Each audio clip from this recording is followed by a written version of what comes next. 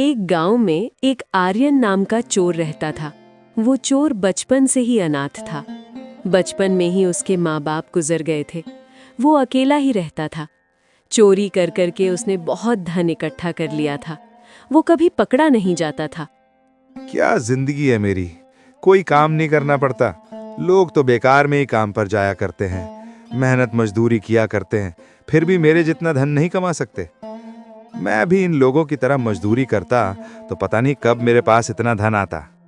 आज मेरे पास इतना धन है कि कोई सोच भी नहीं सकता। नसीब नसीब की बात है। कोई मेरे जितना शातिर भी तो नहीं है। मजाल हो आज तक किसी ने मुझे पकड़ा हो। मैं इतना शातिर जो हूं कि कोई सबूत नहीं छोड़ता।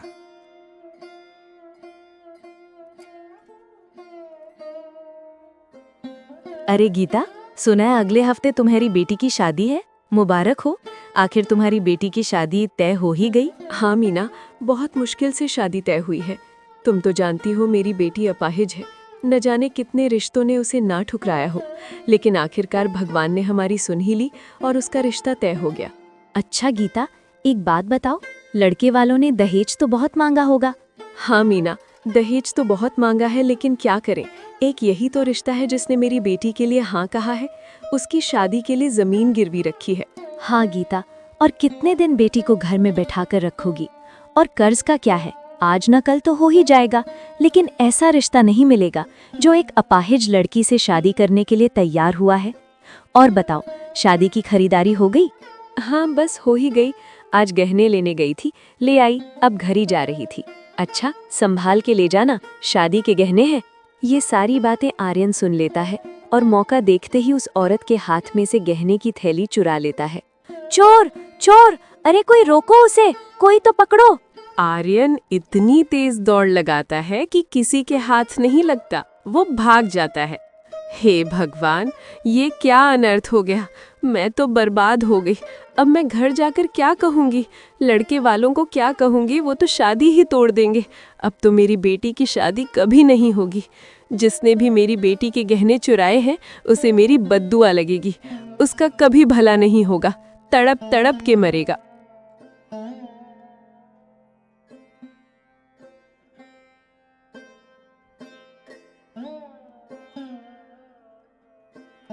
इधर आर्यन गहनों को पाकर बहुत खुश हो जाता है।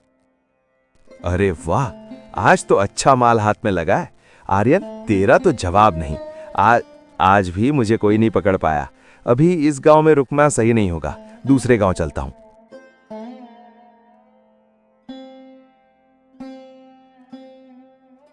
फिर आर्यन दूसरे गांव में जाकर रहने लगता। इसी तरह आर्यन चोरी करता और किसी और गांव में जाकर रहने लगता। उसका एक जगह पर ठिकाना नहीं था।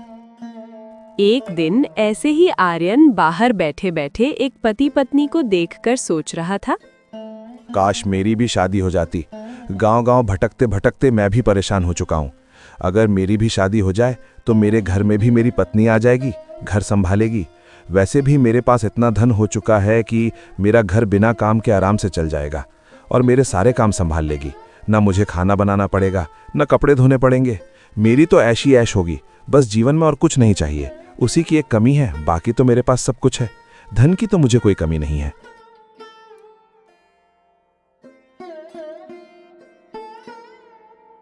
एक दिन आर्यन ऐसे ही गांव में घूम रहा होता है। तभी उसे एक महात्मा जी देखते हैं। वो उनसे जाकर पूछता है, नमस्कार बाबा, मुझे एक बात पूछनी थी। क्या आप मेरे बारे में बता सकते हो? हाँ, क्यों नहीं, पूछो, क्या पूछना चाहते हो? बाबा, मैं शादी करना चाहता हूँ। क्या आप मुझे बता सकते हैं मेरी शादी कब होगी? अच्छा, सुनना चाहते हो तो सुनो। जिस दिन तुझे फांसी होगी उसी दिन तुम्हारी शादी होगी। ये क्या कह रहे हो बाबा? मुझे फांसी क्यों होगी और फांसी के दिन मेरी शादी? कुछ समझकर बोलो, क्या बोल रहे हो? मूर्ख आदमी, मैं बिल्कुल सत्य कह रहा हूं। मेरी भविष्यवाणी कभी खाली नहीं जाती। जो लिखा है वो होकर रहेगा। मैं तुम्हारे बारे में सब कुछ जानता हूं। तुम एक चोर हो, बचपन से आज तक चोरी करते आए हो। तुमने न जाने कितने लोगों का दिल दुखाया है, कितने लोगों की मेहनत उनसे छीनी है। तुम्हें तुम्हारे कर्म का हिसाब चुकाना ही पड़ेगा। जो जैसा कर्म करता है उसे उसका वैसा ही फल भी मिलता है। भले ही आज तुम्हें लग रहा हो कि तुम्हें कोई नहीं पकड़ सकता, लेकिन तुम्हें तुम्हारे कर्म का फल एक दिन जरूर मिलेगा। तुम अपने कर्म से भाग नहीं सकते। आर्यन सोच में पड़ जाता है और डर भी जाता है। ये क्या? ये बाबा तो सच में अंतर्यामी है। इनको तो मेरे बारे में सब कुछ पता है। बाबा, अगर मैं चोरी ना करता तो क्या करता? मैं तो भूखा मर जाता ना। चोरी करना मुझे सबसे आसान काम लगा, इसीलिए मैंने वही काम चुना। फिर मुझे आदत सी हो गई। सच सच बताएं बाबा, मेरे भविष्य में आगे क्या लिखा है और मेरी शादी होगी भी या नहीं? मूर्ख, तुझे तेरी शादी की पड़ी है। तेरी वजह से 2 दिन पहले ही एक जवान लड़की ने आत्महत्या की है, जिसका जिम्मेदार तू है। तूने बहुत से लोगों का घर बर्बाद किया है, बहुत लोगों की बद्दुआ ली है। तुमने अपने जीवन में कभी कोई पुण्य नहीं कमाया, सिर्फ पाप ही पाप किए हैं। ये क्या बोल रहे हो बाबा? किस लड़की ने आत्महत्या की है? आप किसकी बात कर रहे हो? और मेरी वजह से क्यों? तूने पिछले हफ्ते जिस औरत से गहने चुराए थे, उस औरत की लड़की ने आत्महत्या कर ली। वो बेचारी एक अपाहिज लड़की थी। बड़ी मुश्किल से उसके माँ बाप ने उसका रिश्ता तय किया था। लड़के वालों ने रिश्ता ठुकरा दिया। अपने माँ बाप का दुख देख उस लड़की ने आत्महत्या कर ली। उसका कारण तू है। तुमने ही उस लड़की की हत्या की। मुझे माफ़ कर दीजिए बाबा, मुझे नहीं पता था ऐसा कुछ हो जाएगा। मैंने तो इस बारे में कभी सोचा भी नहीं। मैंने लोगों की कभी परवाह नहीं की। मैं बस चोरी करता था और उस गांव से दूसरे गांव जाया करता था। कभी मैंने लोगों के बारे में सोचा तक नहीं कि उनके ऊपर क्या बीतेगी। मुझसे बहुत बड़ा अपराध हो गया बाबा, मुझे क्षमा कर दीजिए। मैं वादा करता हूँ बाबा, आज के बाद कभी चोरी नहीं करूँगा, कभी किसी का दिल नहीं दुखाऊंगा। मुझे क्षमा कर दीजिए। तुमने अपराध नहीं, बहुत बड़े बड़े पाप किए हैं। तुझे तेरी गलती की सज़ा अवश्य मिलकर रहेगी। तुझे तो मरने के बाद भी मुक्ति नहीं मिलेगी। तू मुक्ति के लिए भी तड़पेगा। मैं क्षमा चाहता हूँ बाबा, मैं अपने किए पर बहुत शर्मिंदा हूँ। मुझे बहुत पछतावा है कि मैंने लोगों के साथ ऐसा किया। आप जो कहोगे मैं करने के लिए तैयार हूँ। कृपया मुझे प्रायश्चित का मौका दीजिए, मैं प्रायश्चित करना चाहता हूँ। कोई तो उपाय बताइए। महात्मा जी उसे कोई उपाय बताते हैं और फिर आर्यन चौंक जाता है और महात्मा जी से कहता है, ये क्या कह रहे हो बाबा? ये असंभव है, ऐसा नहीं हो सकता। अगर तू मुक्ति चाहता है तो यही एक उपाय है और कुछ नहीं हो सकता। अब जा यहाँ से। आर्यन निराश होकर वहां से चला जाता है और घर जाकर सोचता है, मैं आज के बाद चोरी करूंगा ही नहीं। फिर देखता हूँ उस बाबा की भविष्यवाणी कैसे सत्य निकलती है। अगर मैं चोरी ही नहीं करूंगा तो मुझे फांसी कैसे हो सकती है। फिर आर्यन सुधर जाता है। उसने अब चोरी करना बंद कर दिया था। उसके पास इतना धन था कि उसे काम पर जाने की भी जरूरत नहीं पड़ती थी। वो आराम से अपनी जिंदगी गुजारने लगा। फिर एक दिन आर्यन के चुराए हुए सामान में से राजा की एक माला बेचने जा ही रहा था कि रास्ते में उसके जेब से वो माला गिर जाती है और तभी एक आदमी देख लेता है और सोचता है, ये माला तो राजा की लग रही है, इसके पास कैसे? जरूर कुछ गड़बड़ है। अरे सुनो, ये माला तुम्हारे पास कैसे आई? कहाँ से लाए? जवाब दो। आर्यन बहुत डर जाता है और डरते डरते बोलता है, वो तो मैं दूसरे गांव से लेकर आया हूँ। वो माला यहाँ की नहीं है, आपको गलतफहमी हुई है। अच्छा, झूठ बोलता है। चल महाराज के पास, वही बताएंगे कि माला तेरी है या नहीं। वो आदमी आर्यन को लेकर राजा के पास पहुंचता है और राजा को सारी बात बताता है। राजा उस माला को देखकर ही पहचान लेते हैं और बोलते हैं, ये माला तेरी नहीं, मेरी है। और इस माला के साथ महल में से और भी सामान चोरी हुआ है और वो भी सामान तुमने ही चोरी किया है। बहुत दिनों से महल में और गांव में चोरी हो रही है। तू ही है जो आज तक हमारी नज़र से बच रहा था। यही नहीं महाराज, इसके वजह से मीना की बेटी ने आत्महत्या कर ली और बेटी के खोने का दुख माँ बाप को देखा नहीं गया, वो भी चल बसे। आर्यन सर झुकाए सारी बातें सुन रहा था। उसे पता था उसके पास बचने का कोई रास्ता नहीं। राजा को ये सुन बहुत गुस्सा आता है। इसे बंदी बनाकर कारागृह में डाल दो और कल सुबह होते ही इसे फांसी दे दो। इसके लिए यही सजा है। इसे जीने का कोई अधिकार नहीं। और तुम्हारी कोई आखिरी इच्छा हो तो बोल दो, हम उसे पूरा कर देंगे। कल सुबह होते ही तुम्हें फांसी दे दी जाएगी। मेरी आखिरी इच्छा यही है कि मैं आज की रात बंदी बनकर कारागृह में नहीं रहना चाहता।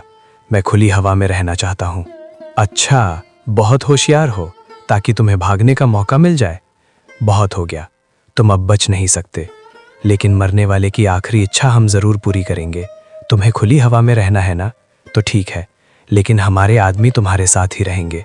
फिर रात हो जाती है। आर्यन उन आदमियों के साथ बाहर घूमता है। तभी वहां पर एक बूढ़ी औरत और उसकी बेटी कहीं जा रही होती है। आर्यन उन्हें देखकर पूछता है, अरे अम्मा, इतनी रात को कहाँ जा रही हो? क्या बताऊं बेटे, ना रहने को घर है, ना खाने को रोटी। हम माँ बेटी बहुत लाचार हैं, भीख मांगकर अपना गुजारा करती हैं। ये मेरी बेटी माया है। इसके पति ने हमें दहेज के लिए बहुत सताया, पैसों के लिए इसे बहुत मारपीट करता था। हम उसके पैसों की ज़रूरत पूरा ना कर सके तो उसने मेरी बेटी को तलाक देकर छोड़ दिया। मुझसे तो इस उम्र में कोई काम नहीं होता। बेटी काम करने जाया करती तो लोग उस पर बुरी नज़र रखने लगे। इसके पिताजी का देहांत हो गया। इतना कर्ज था कि मकान और खेत बिक गए। हम माँ बेटी का अब कोई नहीं है। अम्मा, मेरे पास तुम्हारी समस्या का हल है। तुम्हें जो चाहिए वो सब कुछ मिलेगा। इतना धन मिलेगा कि तुम माँ बेटी जिंदगी भर आराम से खा सको। तुम्हें कभी किसी के यहाँ काम पर जाने की जरूरत नहीं पड़ेगी। क्या रास्ता है बेटे? तुम्हें उसके बदले तुम्हारी बेटी की शादी मुझसे करनी पड़ेगी। बुढ़िया चौंक पड़ जाती है। शादी करनी पड़ेगी? लेकिन तुम हो कौन? मैं ऐसे कैसे शादी करा दूं? मैं एक अपराधी हूँ। कल सुबह मुझे फांसी होने वाली है और मुझे अभी इसी वक्त एक रात के लिए तुम्हारी बेटी से शादी करनी है और एक रात के लिए उसका पति बनना है। होश में तो हो? ये क्या कह रहे हो? एक अपराधी हो और कल फांसी भी होने वाली है, और ये जानते हुए भी मैं अपनी बेटी की शादी तुमसे कर दूं? कभी नहीं। बेटी चल यहाँ से। सोच लो अम्मा, अपनी जवान बेटी को लेकर कहाँ दरदर्ची ठोकर खाती फिरोगी। मैं इतना धन दूंगा कि तुमने कभी सोचा भी नहीं होगा। मेरा क्या है, मैं तो कल मर जाऊंगा, लेकिन तुम दोनों माँ बेटी का भला हो जाएगा। वो सारा धन तुम्हें मिल जाएगा। सोच लो, तुम्हारे फायदे की बात है। दोनों माँ बेटी सोच में पड़ जाती है। क्या करे माँ, तुम्हें क्या लगता है? बेटी, मुझे लगता है हमें इसकी बात मान लेनी चाहिए। आज रात की ही तो बात है। इसके बदले में हमें बहुत सारा धन देने वाला है। हमारी तो जिंदगी बदल जाएगी। उसके बाद हमें दर दर की ठोकरें खानी नहीं पड़ेंगी। वैसे भी इसको कल फांसी हो जाएगी। मुझे लगता है इसमें हमारा ही भला है। फिर वो बूढ़ी अम्मा आर्यन से कहती है, लेकिन एक बात बताओ, तुम आज रात के लिए शादी क्यों करना चाहते हो? वैसे भी तुम्हारे जीवन में अब बचा क्या है? तुम्हें तो कल फांसी हो जाएगी। फिर तुम्हें एक रात के लिए शादी क्यों करनी है? क्योंकि तुम्हारी बेटी से शादी करके अपनी संतान इस दुनिया में लाना चाहता हूँ, और ये तुम्हारी बेटी के बिना संभव नहीं है। इसलिए मुझे आज ही शादी करनी होगी, ताकि आज रात मैं तुम्हारी बेटी के साथ रह सकूं। मेरे पास आज रात का ही समय है। लेकिन तुम अपनी संतान इस दुनिया में लाना क्यों चाहते हो? उसे तो तुम कभी देख भी नहीं पाओगे, फिर भी क्यों? अम्मा, वो एक राज की बात है। बस मुझे मेरी संतान को इस दुनिया में लाना है, और मैंने धन कहाँ छुपाया है वो भी मैं तुम्हारी बेटी को बता दूंगा। अच्छा ठीक है, हम तैयार हैं। फिर वैसे ही हालात में दोनों की शादी करवाई जाती है और आर्यन एक रात के लिए उस अम्मा की बेटी माया के साथ रहता है और दूसरे दिन आर्यन को फांसी भी हो जाती है।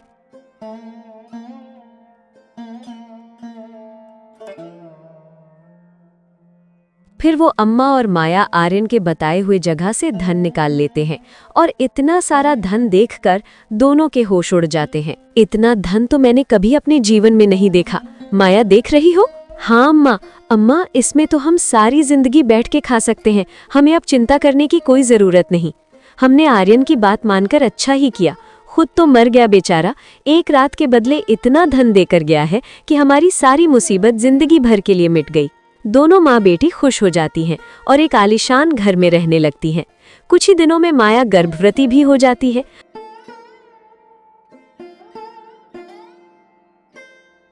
और 9 महीने बाद एक बच्चे को जन्म देती है। दोनों माँ बेटी खुशी से रहने लगती हैं। उन्हें कभी किसी बात की कमी नहीं रहती। फिर कुछ दिन ऐसे ही बीत जाते हैं। फिर एक दिन अम्मा सोचती है, बेटी, मैं जानती हूँ हमारे पास किसी बात की कोई कमी नहीं है, लेकिन मुझे एक चिंता खाई जा रही है। अब मैं बूढ़ी हो चुकी हूँ, पता नहीं कब भगवान का बुलावा आ जाए, तो तुम्हारा साथ कब तक दे पाऊंगी। बेटी, तुम्हें एक जीवन साथी की जरूरत है जो तुम्हारा साथ निभाए, जो तुम्हारे बच्चे को अपना नाम दे, उसे पिता का प्यार दे। मुझे लगता है माया, तुम्हें शादी कर लेनी चाहिए। अपने आंखों के सामने तुम्हारी शादी होते हुए देखना चाहती हूँ ताकि मैं निश्चिंत हो सकूं। फिर मुझे तुम्हारी चिंता करने की कोई जरूरत ही नहीं पड़ेगी।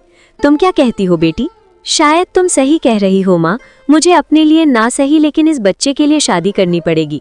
इसे समाज के सामने उसके पिता का नाम तो देना ही पड़ेगा, नहीं तो कल को लोग इसका बहुत मजाक उड़ाएंगे। इसके पिता तो कब के ही चल बसे। ये बड़ा होकर पूछेगा तो मैं ऐसे क्या कहूँगी? इसे पिता का प्यार मिलना चाहिए। अगले दिन सुबह एक आदमी माया के घर आता है। अम्मा नमस्ते, मेरा नाम विक्रम है। मुझे कमला चाची ने भेजा है आपसे मिलने। अम्मा, मैं आपकी बेटी का हाथ मांगने आया हूँ।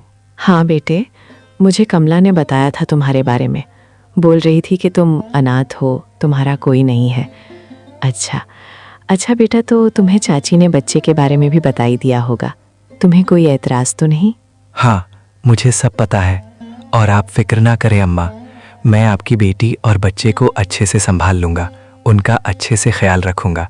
आप निश्चिंत रहिए, मुझे दोनों को अपनाने के लिए कोई आपत्ति नहीं है। मैं तैयार हूँ। बेटा, मेरी एक शर्त है।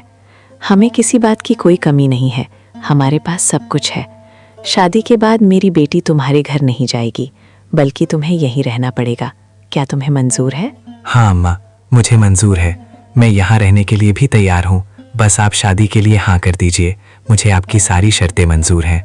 फिर दोनों की शादी हो जाती है और विक्रम माया के घर घर जमाई बनकर रहने लगता है। फिर एक दिन माया अपने अम्मा के साथ बाहर जा रही होती है तो विक्रम से कहती है, मुन्ना कमरे में सोया है, उसका ध्यान रखना। मैं और अम्मा बाहर जा रहे हैं, थोड़ी देर में आ जाएंगे।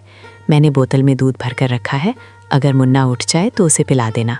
हाँ माया, तुम निश्चिंत होकर जाओ। मैं हूं ना, मैं मुन्ना का अच्छे से ख्याल रख लूंगा। तुम फिक्र मत करो। माया और अम्मा के जाने के बाद विक्रम सोचता है, बड़ी आई, मुन्ना का ख्याल रखना। मैं क्या तुम्हें कोई आया नजर आ रहा हूँ जो तुम्हारे बच्चे का ख्याल रखूंगा? बोल के तो ऐसे गई है जैसे मैं इसके बाप का नौकर हूँ। पता नहीं किसका बेटा पाल रही है। मुझे तुझ में और तेरे बच्चे को पालने में कोई दिलचस्पी नहीं है। मुझे तो तेरी दौलत में दिलचस्पी है। तेरी दौलत के लिए ही तो मैंने तुझसे शादी की थी, नहीं तो मैं एक बच्चे वाली शादीशुदा औरत से शादी करूँगा? बिल्कुल भी नहीं। मैंने तेरी दौलत पाने के लिए शादी की है। मैं इसी मौके की तलाश में था कि कब तुम दोनों बाहर निकलो और मुझे सब कुछ चुराने का मौका मिल जाए। आखिरकार आज मुझे मौका मिल गया। अच्छा मौका है, सारा सामान लपेट के यहाँ से भाग जाता हूँ। विक्रम सारा सोना और पैसा लेकर वहां से भाग जाता है।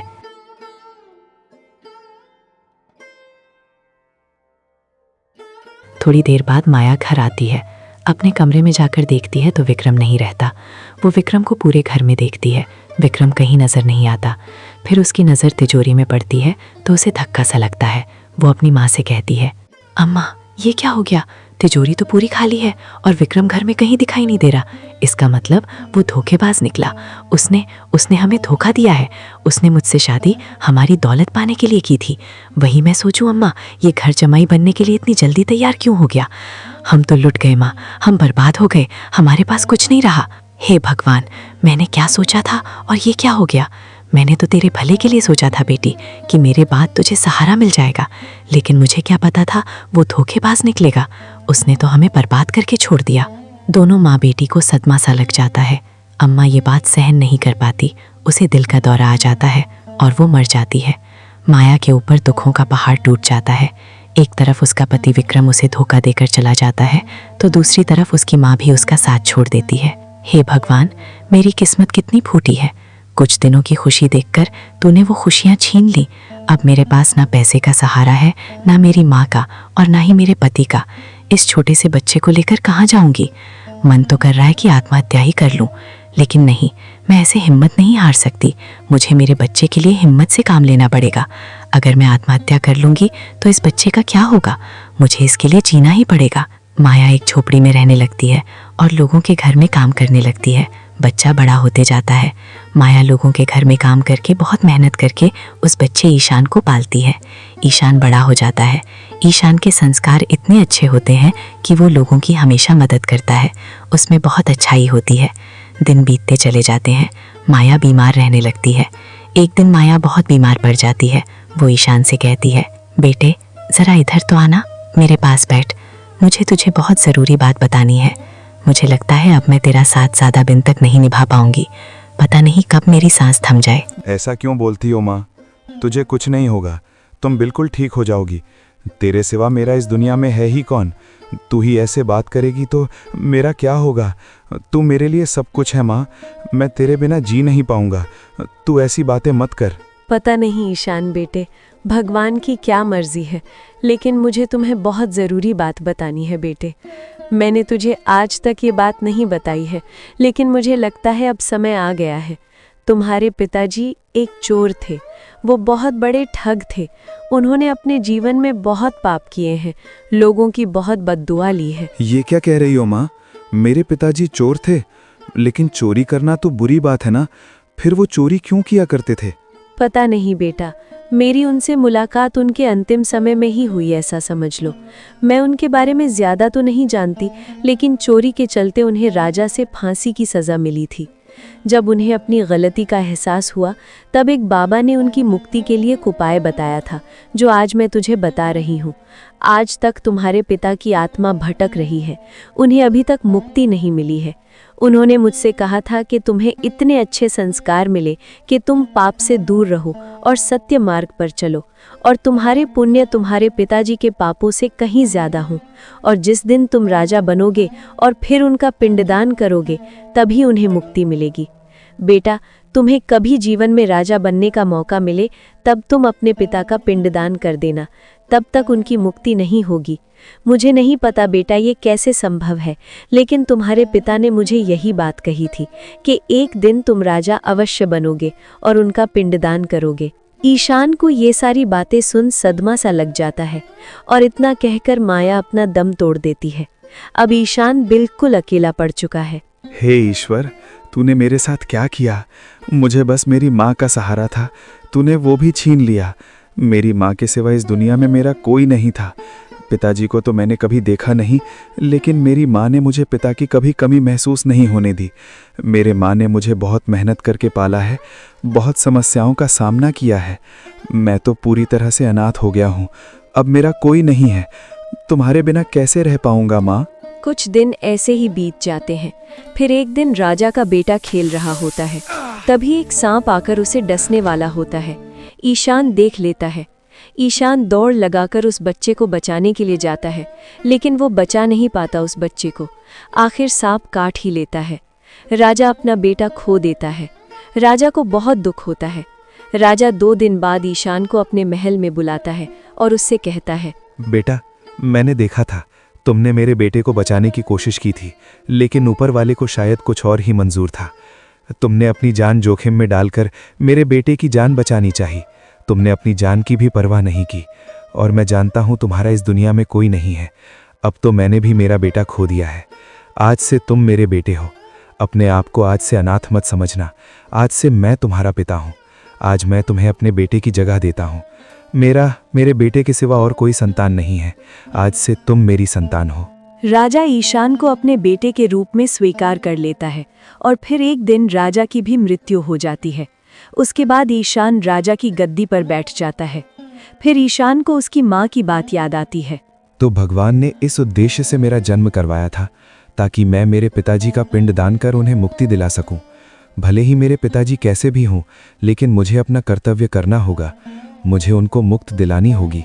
फिर ईशान पिंडदान करता है और उसके पापा को भी मुक्ति मिल जाती है।